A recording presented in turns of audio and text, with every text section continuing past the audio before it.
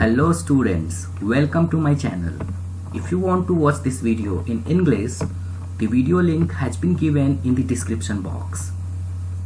Dear students, इससे पिछले video में मैंने आपको बताया था what is language, what is literature, what is literary device और मैंने आपसे ये भी बात कही थी कि ये सारे टॉपिक्स काफ़ी इम्पॉर्टेंट हो जाते हैं जब आपको अपने लिटरेचर बुक को अच्छे से समझने की बात आती है। तो इसलिए मुझे आशा है कि आपने पिछले वाले वीडियो को जरूर देखा होगा और अगर अभी तक आपने उसको नहीं देखा है तो please you should watch that video first. आज मैं आपके इंग्लिश लिटरेचर बुक का चैप्टर फर्स्ट पढ़ाने जा रहा हूं और आपके इस चैप्टर का नाम है a letter to God. It is written by GL. Fuentes. इसके राइटर जी.एल. फ्यूंटिस हैं और मैंने इस चैप्टर को 3 पार्ट में बनाया है। आज ये पहला पार्ट है। So through out the video मैं आपको ऑथर के बारे में बताऊंगा, फिर स्टोरी एक्सप्लेन करूंगा और सबसे लास्ट में कुछ क्वेश्चंस को भी हम लोग डिस्कस करेंगे। सो लेट्स स्टार्ट। सबसे पहले हम लोग राइटर के बारे में बात करेंगे और इनका नाम जी.एल. फ्यूंटिस है। इनका पूरा नाम Gregorio Lopez y Fuentes. He was a Mexican writer. He was born on 17th November 1895 in Veracruz, Mexico. He was died on 10th December 1966 in Mexico City. And he was one of the most important chroniclers of Mexican Revolution. Dear students, इनका बहुत बड़ा योगदान है। Chroniclers means what? Recorder of the history. मतलब इन्होंने उस Mexican revolution को काफी अच्छे ढंग से रिकॉर्ड किया है। He started writing at the age of 15 when the revolution began. इन्होंने 15 साल की उम्र में लिखना शुरू किया था जब मैक्सिकन रिवॉल्यूशन स्टार्ट हुआ था। इसके अलावे he worked as a teacher of literature in Mexico City as well. इन्होंने लिटरेचर के टीचर के रूप में भी काम किया था एंड इनकी his stories were seen as exciting, humorous and symbolic of Mexico. इनकी स्टोरी को पढ़ने से आपको एक्साइटमेंट आएगी, ह्यूमर महसूस होगा और ये मैक्सिको को रिप्रेजेंट करता है। In this story, he has tried to portray a person who has immense faith in God. इस स्टोरी में इन्होंने एक ऐसे आदमी के बारे में लिखा है जो ईश्वर में बहुत ज्यादा उसका भरोसा है और उस आदमी का नाम लेंचो है। Lencho is a farmer and unfortunately health storm की वजह से उसकी पूरी फसल बर्बाद हो जाती है और तब उस मुश्किल की घड़ी में वो गॉड को लेटर लिखता है क्योंकि उसको 100 पेसोज चाहिए होते हैं उस हानि की भरपाई करने के लिए। अब ये बिल्कुल कहा जा सकता है, इस घटना को सुन के आप बिल्कुल कह सकते हैं कि उसका ईश्वर में बहुत ज्यादा विश्वास था और ऐसे भी ये बात सच भी है कि अगर आपका भरोसा किसी चीज पे है देन आप बहुत बड़े बड़े काम आसानी से कर सकते हैं। लेकिन इस स्टोरी के एक और पहलू पे हमें ध्यान देना होगा। ये स्टोरी फार्मर्स की परेशानियों के बारे में भी एक तरह से कहें तो बयान करता है बिकॉज एक ऐसा समय था जब फार्मर्स जो थे वो टोटली डिपेंड करते थे अपने खेतों को सींचने के लिए, टोटली डिपेंड करते थे बारिश पे। और आज प्रेजेंट में भी ऐसी स्थिति फार्मर्स को फेस करनी पड़ती है। अभी भी इस प्रॉब्लम से पूरी तरह से छुटकारा नहीं मिला है। तो इस स्टोरी के दौरान आप जानेंगे कि does Lencho's letter reach God, does God send him the money. ये सारे क्वेश्चंस के आंसर जब हम लोग स्टोरी पढ़ेंगे तो आपको इनके आंसर्स मिलेंगे। So let's start the story now.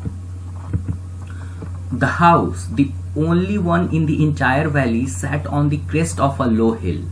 Crest means top of a hill. एक घर है जो हिल के टॉप पे, जैसा कि आप पिक्चर में देख सकते हैं, एक हिल के टॉप पे एक घर बना हुआ है और ये इंटायर वैली में एक सिंगल हाउस है। From this height one could see the river and the field of ripe corn dotted with the flowers that always promised a good harvest. Harvest means farming output.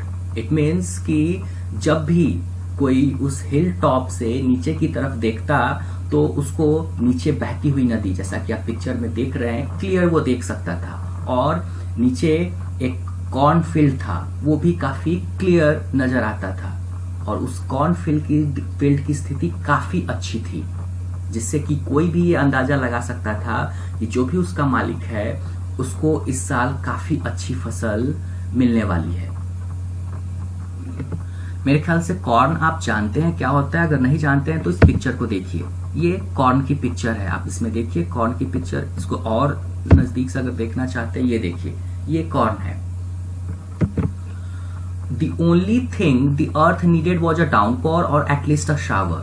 Downpour means a heavy rain, whereas shower means a light rain. तो उस वक्त जो अर्थ को सबसे ज्यादा जरूरी था, अर्थ means उस खेत को, उस कॉर्न फील्ड को सबसे ज्यादा अगर जरूरत थी किसी चीज की, तो एक वर्षा की, एक अच्छी खासी वर्षा की जरूरत थी। लेकिन अगर अच्छी खासी वर्षा न संभव हो तो लाइट रेन भी चलती, क्योंकि लाइट रेन भी सफिशिएंट था कि जिसकी वजह से अच्छी फसल मिल सके। Throughout the morning, Lencho, who knew his fields intimately, had done nothing else but see the sky towards the northeast. Now, Lencho, the protagonist, the main character, and the owner of the field, वो अपने खेत को काफी नजदीक से जानता था। Intimately means closely. इसलिए वो आज सुबह से वो कुछ नहीं कर रहा था सिवाय नॉर्थ ईस्ट डायरेक्शन में आकाश को देखने के अलावे, क्योंकि उसको पता था कि बारिश के बादल फिलहाल नॉर्थ ईस्ट डायरेक्शन से आएंगे। Now we are really going to get some water woman. The woman was preparing supper, replied yes God willing. तो अब लेंचो अपनी वाइफ से कहता है, वुमन यहाँ उसकी वाइफ के लिए यूज किया गया है कि आज काफी अच्छी बारिश होने वाली है। तो इस पे उसकी वाइफ, जो कि सपर मीन्स डिनर, इवनिंग मील, वो बना रही होती है, वो जवाब देती है कि हाँ, ईश्वर चाहेंगे तो जरूर होगी बारिश।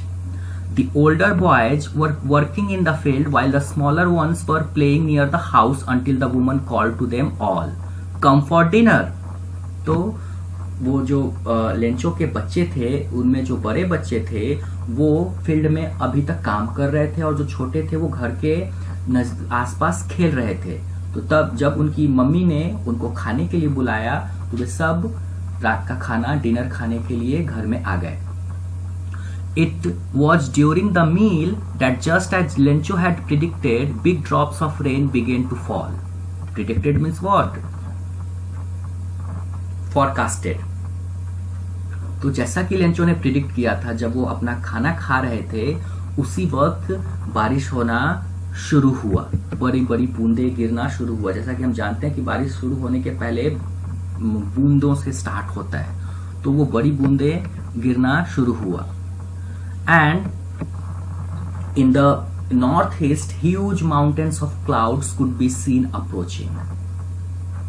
आप इस वीडियो में देख सकते हैं कैसे ये काले बादल, इसको नैरेटर ने ह्यूज माउंटेन्स से कंपेयर किया है। ये काले बादल कैसे दिख रहे हैं? माउंटेन्स की तरह दिख रहे हैं, और ये लेंचो की तरफ आ रहे हैं, लेंचो के घर की तरफ आ रहे हैं। Approaching means what? Coming nearer. तो ये एक मेटाफॉर का एग्जाम्पल है। यहाँ क्लाउड्स को माउंटेन्स से कंपेयर किया गया है। The air was fresh and sweet. The man went out for no other reason than to have the pleasure of feeling the rain on his body. And when he returned, he exclaimed, "These aren't raindrops falling from the sky, they are new coins." अब the man, वो Lencho, जो कि expect कर रहा था कि बारिश हो और बारिश होने लगती है, तो वो बहुत ज्यादा खुश हो जाता है, और फिर वो अपने आप को घर में रोक नहीं पाता है, और वो चाहता है कि उन बूंदों को वो अपने बॉडी पे महसूस करे। तो वो घर से बाहर निकलता है और उसको फील करता है। फिर जब वो वापस आता है, नाउ वो उन रेन ड्रॉप्स को वो ये कह के कहता है कि ये रेन ड्रॉप्स नहीं है, ये न्यू क्वाइंस हैं जो बारिश में आकाश के ऊपर से गिर रहे थे। अब उसने रेन ड्रॉप्स को न्यू कॉइन से क्यों कंपेयर किया? क्योंकि वो जानता है कि अगर अच्छी बारिश होगी तो फसल उससे अच्छी होगी और अल्टीमेटली अच्छी फसल की वजह से उसको पैसे मिलेंगे। तो वो उन ड्रॉप्स को कॉइन्स से कंपेयर कर रहा है, क्योंकि वो जानता है कि जैसे जैसे ये बूंदे गिरेंगी वो कॉइन्स में, मतलब अच्छी फसल में कन्वर्ट होते जाएंगे। The big drops are 10 cent pieces and the little ones are 5। वो 10 पैसे के सिक्के, 10 सेंट के सिक्के से बड़े ड्रॉप्स को कंपेयर कर रहा है और 5 सेंट के सिक्कों से छोटे ड्रॉप्स को कंपेयर कर रहा है। तो ये भी मेटाफोर का एग्जाम्पल है। With a satisfied expression, he regarded the field of ripe corn with its flowers, draped in a curtain of rain. Draped means covered. So अब वो काफी ज्यादा संतुष्ट है, क्योंकि वो जो चाहता था वही हो रहा था। तो वो काफी अच्छी नजर से कॉर्नफील्ड की तरफ देखता है, जो ऐसा उसको लगता है कि बारिश की बूंदों से वो कवर हो गई हो। But suddenly a strong wind began to blow and along with the rain, very large hailstones began to fall. अचानक से तेज हवा चलने लगती है, तो बारिश के साथ हेलस्टोन, ओले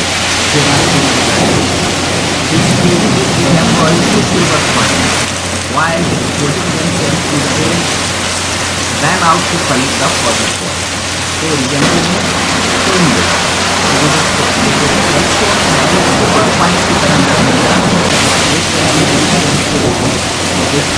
आपको देखने से बिल्कुल ऐसा लगेगा कि सिल्वर कॉइन और उसके बच्चे हैं बाहर आके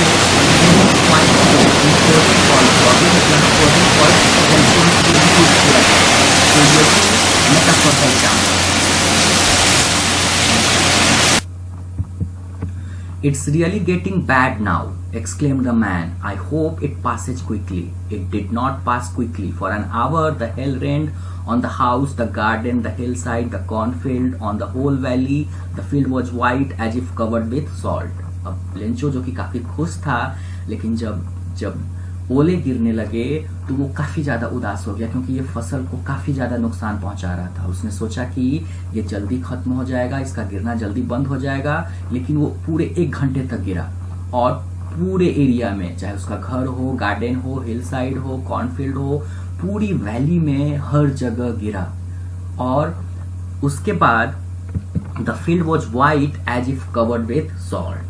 पूरा जो एरिया था वो हेलस्टोन से भर गया, पूरा व्हाइट हो गया और ऐसा लग रहा था जैसे कि किसी ने सॉल्ट से पूरे एरिया को कवर कर दिया है। तो आप देख सकते हैं यहाँ हेलस्टोन्स ऐसा लग रहा है जैसे सॉल्ट की कवरिंग कर दी गई हो पूरे एरिया में। तो इसके साथ बहुत बुरा हुआ।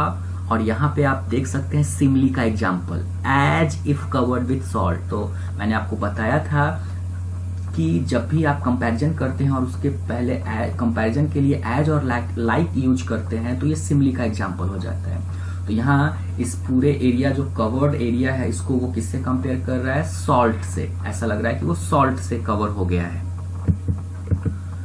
Not a leaf remained on the trees. The corn was totally destroyed.